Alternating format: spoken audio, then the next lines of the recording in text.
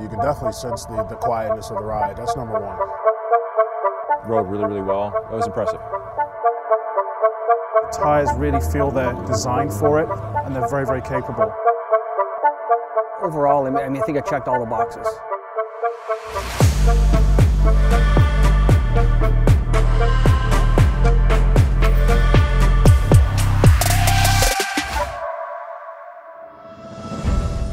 I thought, well, so far the thing that has impressed has been the battery consumption. Knowing the amount of miles that we have driven so far, and then just seeing how I'm able to gain a little bit additional more mileage behind it. Well, oddly enough, my everyday tire is on an EV vehicle. So I was actually really impressed by the tires we had today. The ride was very quiet, it was very controlled, and seemed like high quality. They gripped the road really, really well, so that was impressive.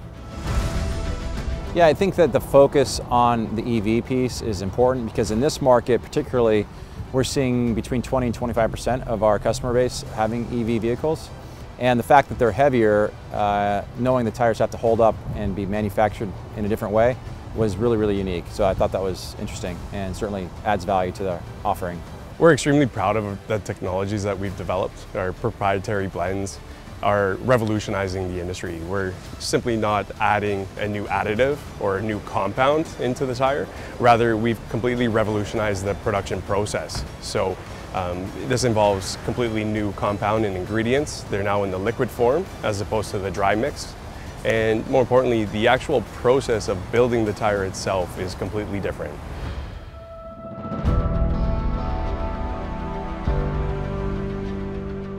So from a pricing perspective, in North America, you can expect that our ERANGE EV line, regardless of size, should come in, give or take, between 30 and 40% less than another leading manufacturer's EV-specific tire. That's where we're trying to place it within the market. And again, it's to make it attainable to all EV drivers and to allow them to maximize the performance of their car and, obviously the performance of their dollar.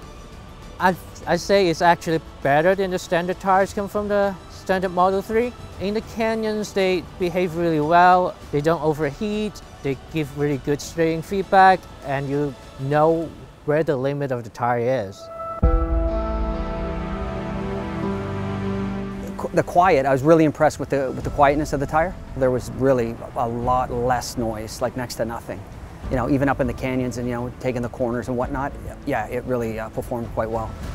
Stability, handling, overall, I think I checked all the boxes. And I've been doing a little bit of reading on it, so I think the technology and everything that's involved in that tire, it's definitely going to be an industry standard, and it's definitely going to be here to stay for a while.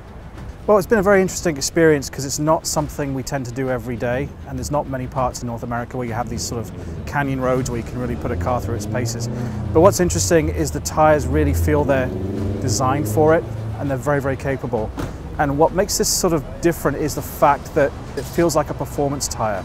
You can really push it towards the limit, and there's no complaint, there's no sort of like protest or anything like that, which I think is very, very interesting. You do need an EV tire because EVs are a different kind of vehicle. They've got a lower center of gravity, they've got electric motors with maximum torque at 0 RPM. It's a whole different feel from driving an everyday car.